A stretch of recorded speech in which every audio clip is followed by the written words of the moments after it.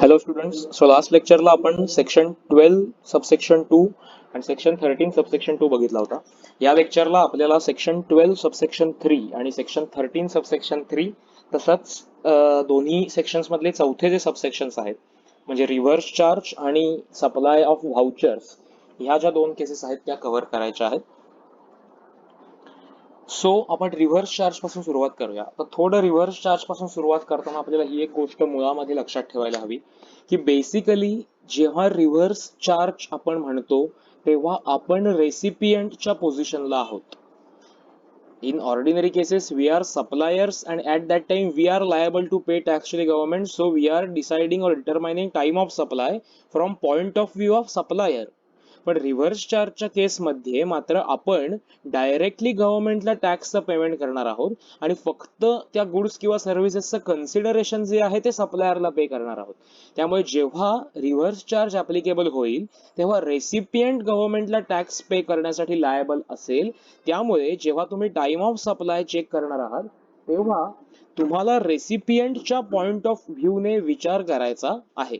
ही एक गोष्ट आपल्याला कायम लक्षात ठेवायची की ज्या वेळेला आपण रिव्हर्स चार्ज मेकॅनिझमचा विचार करतो किंवा रिव्हर्स चार्ज खाली टाइम ऑफ सप्लाय डिटरमाइन करण्याचा विचार करतो त्यावेळी आपण रेसिपियंटच्या पोझिशनला आहोत. ठीक आहे. Let's read subsection 3. सो तुम्ही एक सबसेक्शन 3 जो आहे तो रीड आउट करा अँड सबसेक्शन 3 आणि सबसेक्शन 4 जो आहे तो मात्र आधी नका रीड करू. सो सबसेक्शन 3 रीड आउट करा and then we will see. I will give you 2 minutes to read the entire subsection 3.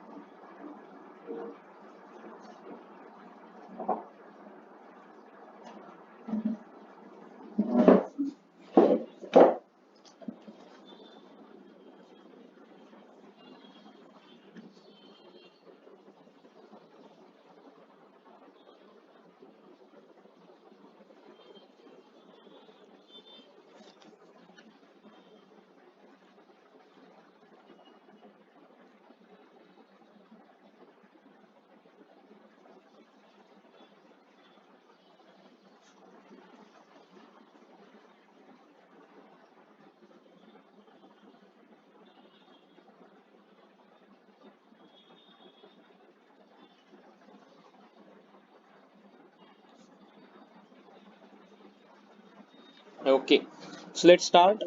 एकदा रीड करूया मग आपण चार्ट प्रिपेअर करूया.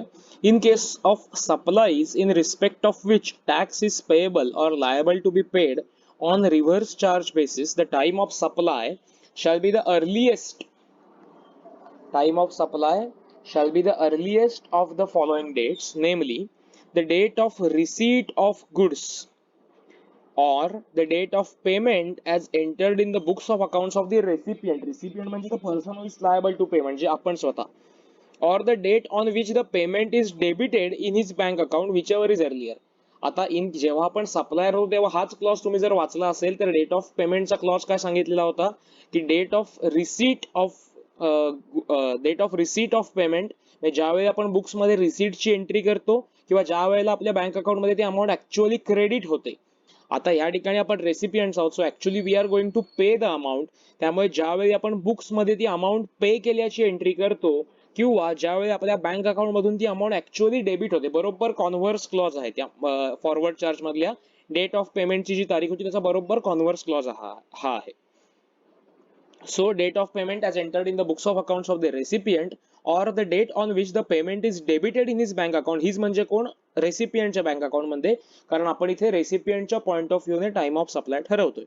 Whichever is earlier or the date immediately following 30 days from the date of issue of invoice or any other document by whatever name called in lieu thereof by the supplier, provided that where it is not possible to determine the time of supply under clause A, B or C, the time of supply shall be the date of entry in the books of account of the recipient of supply. आता हा clause काय आपण आपल्या नेहमीच्या पद्धतीने chart prepare करू आणि समजून घेऊ.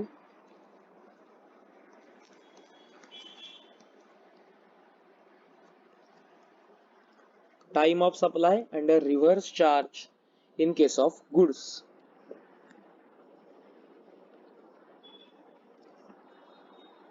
सो बेसिकली तुम्ही बघितलं तर 4 गोष्टी सांगितलेल्या आहेत. Okay, first thing, date of receipt of goods. Second आहे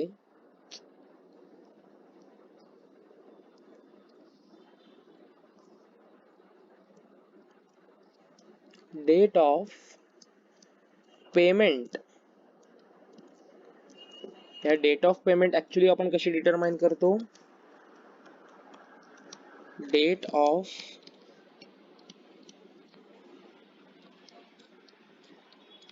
payment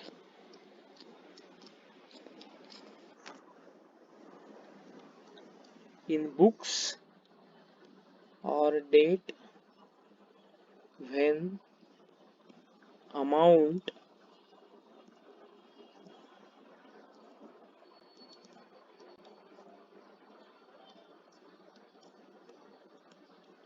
is debited in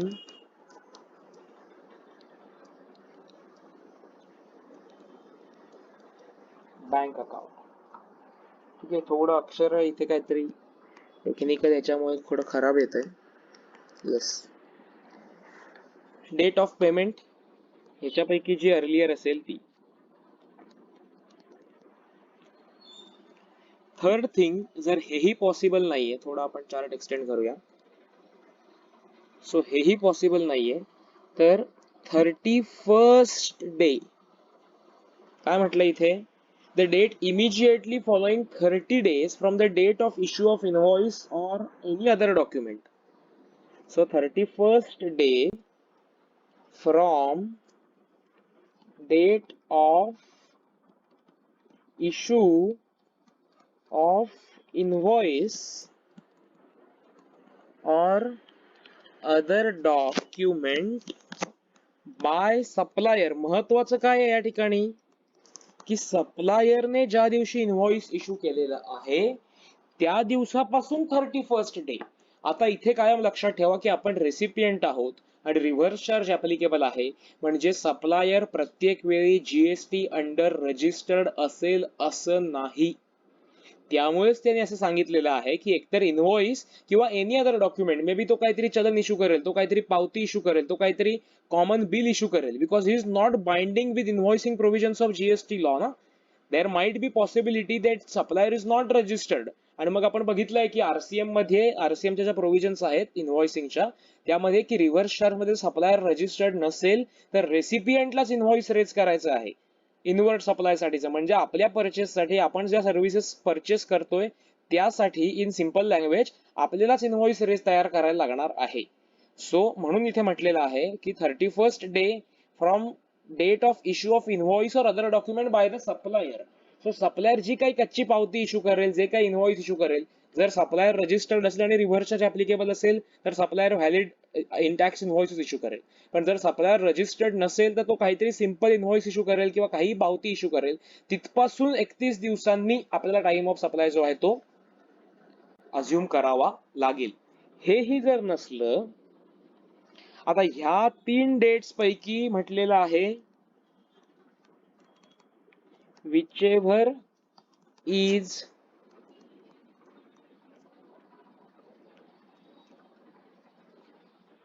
earlier. आणि इफ ह्या 3 डेट्स मधून नाही पॉसिबल झालं, if not possible, then go here. Last clause काय सांगितलंय की जर ह्या तिन्ही क्लॉजेस मधून शक्य नसेल झालेलं तर date of book entry in the books of accounts.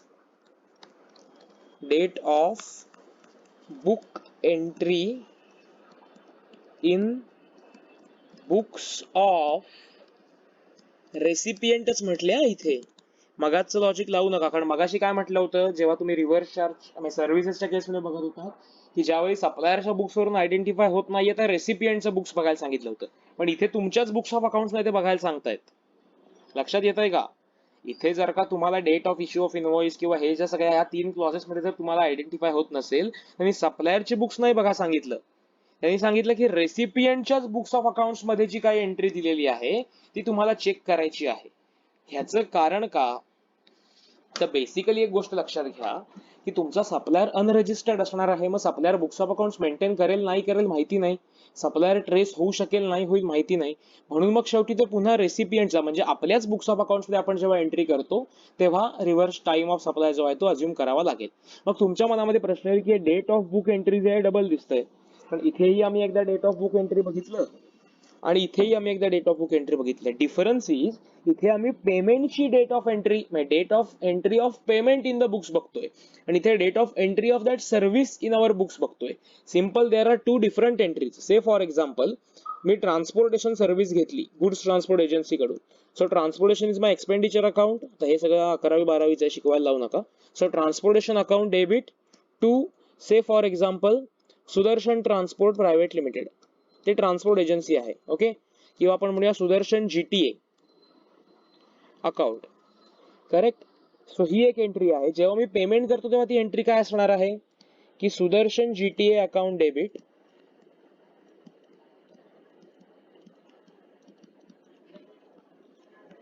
To bank account. मी मुद्दाम अकाउंटन्सीच्या एंट्री देतोय कारण या दोन मधला फरक समजला पाहिजे. सो ही जी एंट्री आहे याला आपण म्हणतो पेमेंट एंट्री.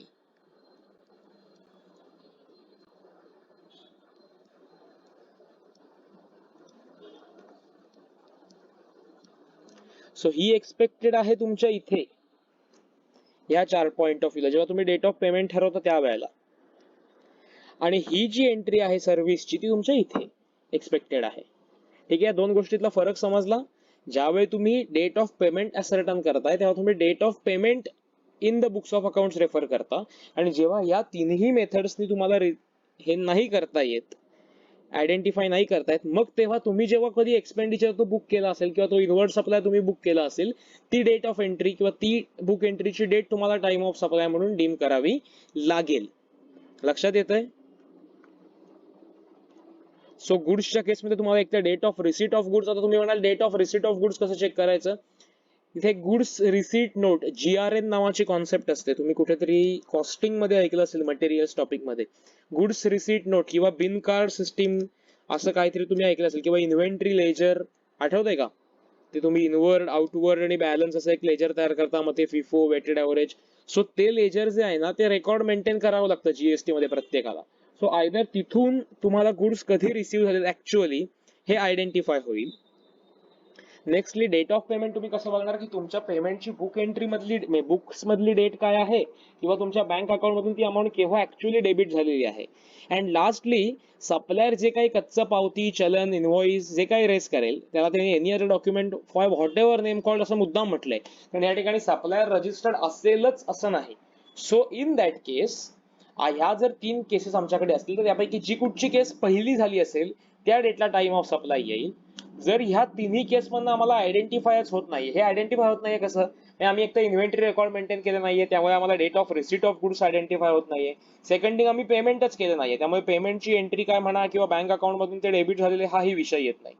थर्ड थिंग, सप्लायरने काहीतरी इनव्हॉइस दिलेला असेल किंवा नसेल हे गव्हर्नमेंटला डिसाईड नाही करतायत. देअर माइट बी पॉसिबिलिटी ना, कारण जे अनरजिस्टर्ड डीलर्स आहेत they are not under obligation to issue even invoice. So मग त्या सप्लायरने जर इनव्हॉइसच इश्यू केला नसेल किंवा आमच्या रेकॉर्डला तर इनव्हॉइसही नसेल, तर मग आम्ही कधी आयडेंटिफाय करायचा? तर मग आम्ही ज्या दिवशी डेट ऑफ बुक एंट्री असेल, ज्या दिवशी सप्लायरने तो एक्सपेंडिचर बुक केला असेल, ती date will be your time of supply. आता तुम्ही म्हणाल की ह्यापेक्षाही जर रेसिड्युअल केस असेल की आम्ही ते रेकॉर्डच केली नाहीये, तर मग तुम्हाला सबसेक्शन 5 मध्ये जायला लागेल की ती सगळ्यांची रेसिड्युअरी केस सांगितलेली आहे. ठीक आहे. So time of supply in case of reverse charge in case of goods काय आहे हा मला वाटतं आपण बघितलाय. एक तर date of receipt of goods or date of making the payment or 31st day from the date of issue of invoice by the supplier whichever is earlier जर हे पॉसिबल नाहीये ठरवता येणं, then date of book entry in the books of accounts of recipient, म्हणजे परत आपणच, कारण आपण आता रेसिपियंटच्या पॉइंट ऑफ व्ह्यूनेच टाइम ऑफ सप्लाय डिटरमाइन करतो आहोत. लक्षात आलं? So I think this section is clear. आपण एक्झाम्पल्स बघूया, त्यामुळे तो जास्त क्लिअर होईल. आता आपण गुड्सच्या केस मध्ये बघितलेलं आहे. So let's again move to services. Parallelly आपण स्टडी करतो आहोत. So let's again move to services. सर्व्हिसेसच्या केसमध्ये time of supply in case of reverse charge काय म्हटलेलं आहे सबसेक्शन 3 मध्ये आपण बघूया. Yes. So in case of supplies in respect of which tax is paid or payable on reverse charge basis, the time of supply shall be the earlier of the following dates, namely clause A, date of payment as entered in the books of accounts of the recipient or the date on which payment is debited in his bank account, whichever is earlier. So a date of payment चा मगाच सारखा same clause आहे. Then date immediately following 60 days from the date of issue of invoice or any other document by whatever name called in lieu thereof by the supplier. गुड्सच्या केसमध्ये 30 days होतं, या ठिकाणी 60 days झाले. का सांगा? कारण बेसिकली सर्व्हिस प्रोव्हिजन मध्ये तुम्हाला 30 डेजचा लिमिट दिलीच होती.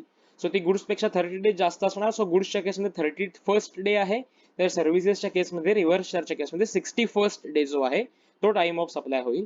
अगेन जर तुम्हाला ए आणि बी क्लॉज प्रमाणे टाइम ऑफ सप्लाय डिसाइड करता येत नसेल प्रोव्हायझो वाचा, तर date of entry in the books of accounts of the recipient, मग पुन्हा बुक एंट्री जी आहे ती डेट हा टाइम ऑफ सप्लाय होईल.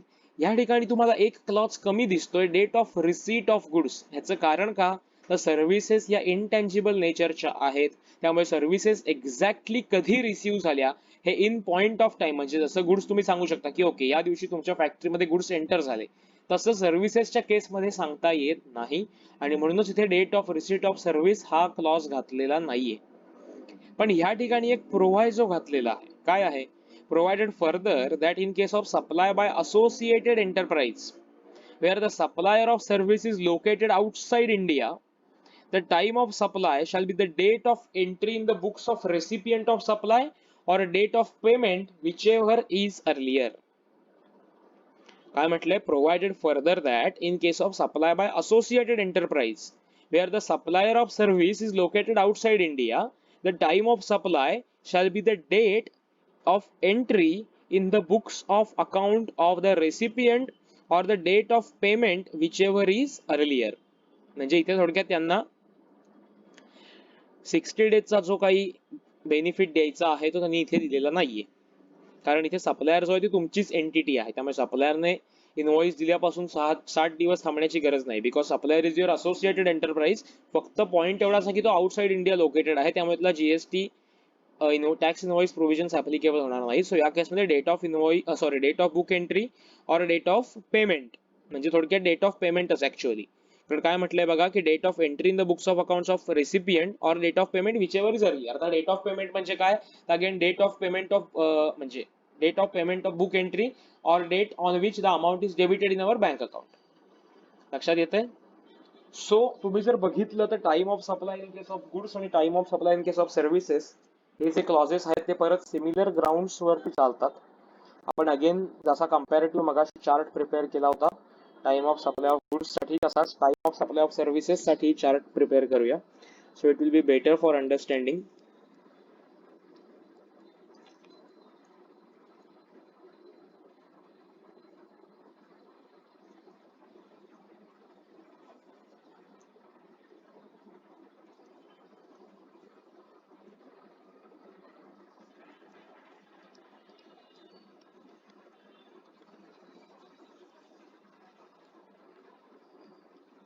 आरसी म्हणजे रिव्हर्स चार्ज आहे, हे लक्षात ठेवा सगळ्यांनी.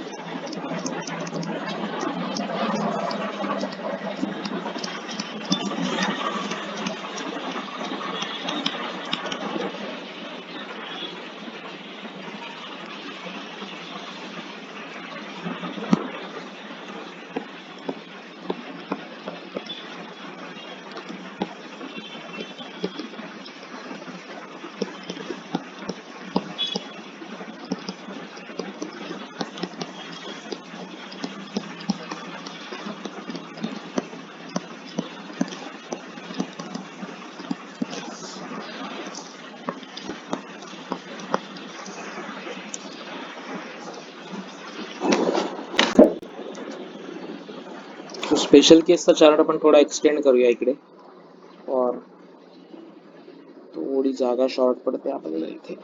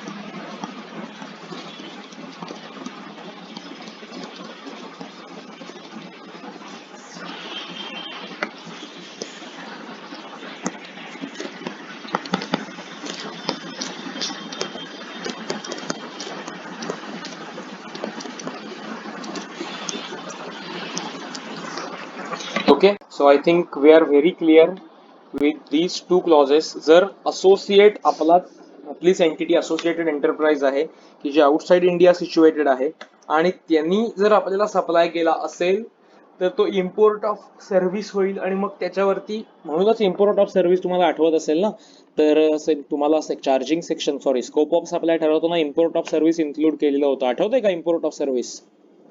इम्पोर्ट ऑफ सर्व्हिस म्हटलं तुमच्या डोळ्यासमोर आलं पाहिजे. Section 7 subsection 2 read with schedule 1 clause 4. काय म्हटलं होतं सबसेक्शन 2 मध्ये की import of service for a consideration whether or not in the course or furtherance of business will be treated as supply. आणि import of service even if without consideration, if in the course or furtherance of business from an entity located outside India, which is a related entity located outside India, then it will be treated as supply of service.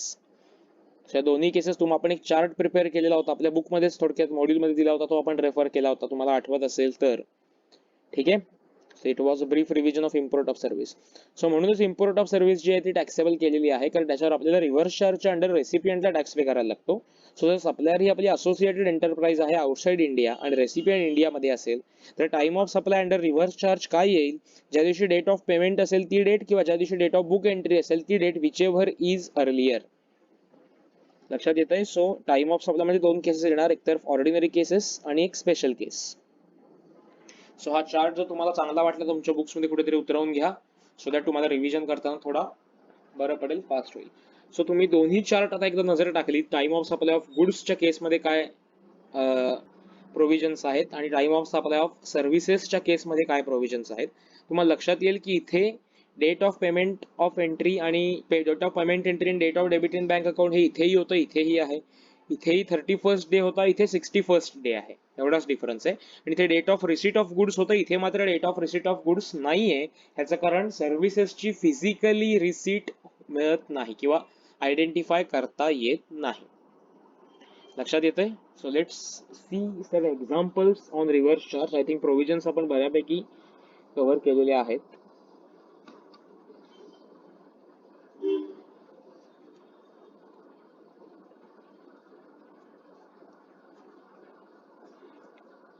Yes, let's see the example.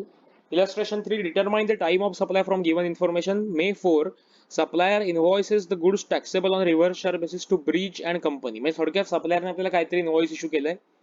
Okay, 30 days from the date of issuance of invoice elapses on 3rd June. त्यांनी मुद्दामच दिलेला आहे, त्यांनीच आपल्याला उत्तर काढून दिलंय. Take a second thing, May 12, Bridge and Company receives the good and May 30 Bridge and Company makes the payment. आता इथे पेमेंट मध्ये तुम्हाला date of entry, bank payment आणि डेबिट हे काही वेगळं दिलं नाहीये. सो मग आता आपण काय बघतो, time of supply in case of reverse charge of goods कसा डिटरमाइन होतो की डेट ऑफ रिसीट आपल्याकडे आहे 12th May. Then date of payment आपल्याकडे आहे किती, 30th मे. आणि fourth thing, when 31st day from the issuance of invoice by the supplier or any other document by the supplier by whatever name called. So that 31st day will be 4th June. आता मला सांगा 4th जून, 12th मे आणि 30th मे यापैकी earlier कुठची आहे? 12th may. So May 12 will be the time of supply. हे खूपच easy example होतं. See next illustration. Determine the time of supply from the given information. May 4, supplier invoices goods on taxable on reverse charge basis to Pillar and Company.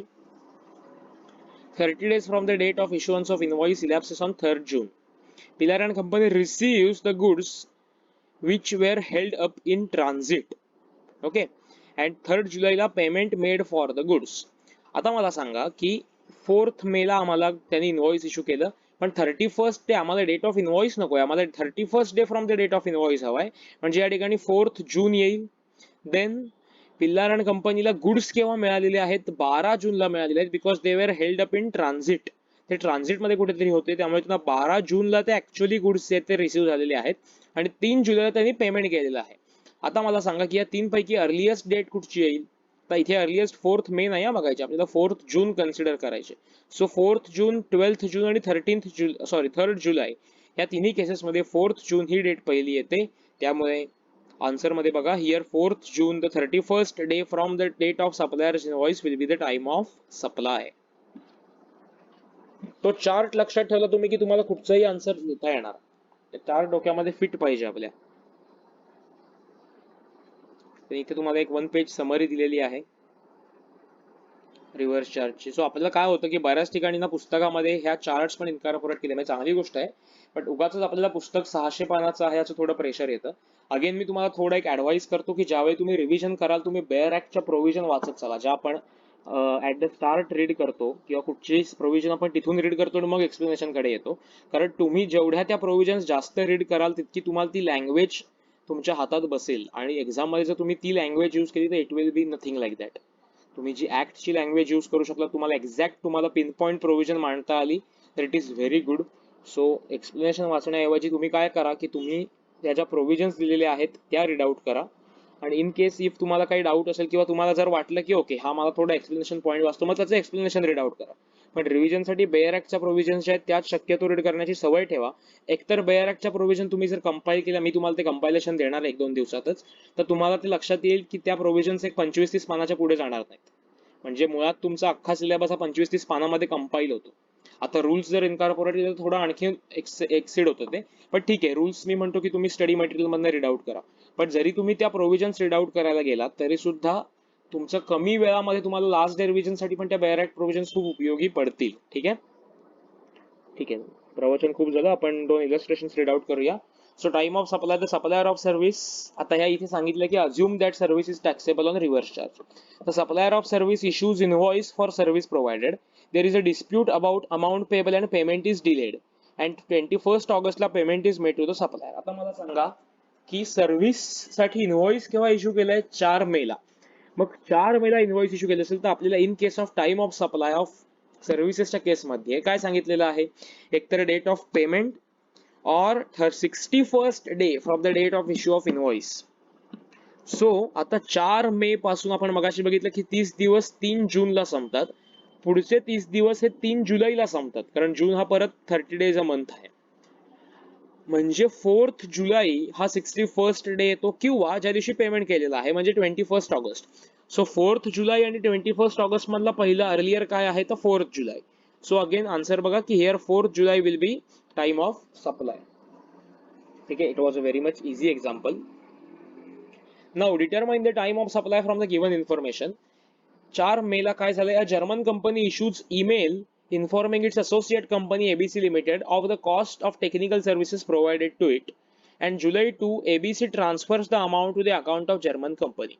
So ही special case आहे, special केस example. ठीक आहे, आता ह्या ठिकाणी काय होईल मला सांगा की जर्मन कंपनीने तुम्हाला इनवॉइस इश्यू केला, सॉरी इनवॉइस पण नाही, त्यांनी ईमेल इश्यू केला की ओके आम्ही तुम्हाला जी टेक्निकल सर्व्हिस दिली कोणाला? German company to ABC limited, त्याची price so and so rupees किंवा सो अँड सो काय जर्मन डॉलर्स व्हॉट एव्हर इतकी आहे. स्पेशल केस मध्ये मला सांगा टाइम ऑफ सप्लाय काय होता? Date of invoice, sorry date of entry or date of payment. Correct. Date of entry माहितीये का हो तुम्हाला? हे 4th मे तुम्हाला मुद्दाम गंडवायला दिलेलं आहे. 4th मे हा फक्त मेल इंटिमेट केल्याचं सांगितलेलं आहे इथे कुठेही असं म्हटलं नाहीये की this is book entry in the books of ABC limited, त्याच्यामुळे 4th मेचा या ठिकाणी रिलेव्हन्स काहीही नाही. मग राहिली कुठची डेट, 2 जुलै. का, तर 2 जुलैला आम्ही पेमेंट आहे ते जर्मनीच्या अकाउंटमध्ये केलेलं आहे, जर्मन कंपनीच्या अकाउंटमध्ये केलेला आहे. सो आन्सर बघा, as there is no prior entry of the amount in the books of accounts of ABC limited, July 2 will be the time of supply being the date of payment in terms of second proviso to section 13 subsection 3. Correct. So या ठिकाणी आपला reverse charge under जो time of सप्लायच्या provision सांगितलेले आहेत section 12 subsection 3 आणि section 13 subsection 3 या संपल्या. Next लेक्चरला आपण सबसेक्शन 4 आणि सबसेक्शन 5 आणि 6 जे आहेत ते कव्हर करू. So after completing that sections this chapter will be over. Homework to you is, तुम्ही सायमल्टेनियसली याच्या मागे जी इलस्ट्रेशन्स आहेत at the end of this chapter ती रीड आउट करायला सुरुवात करा. Okay, bye.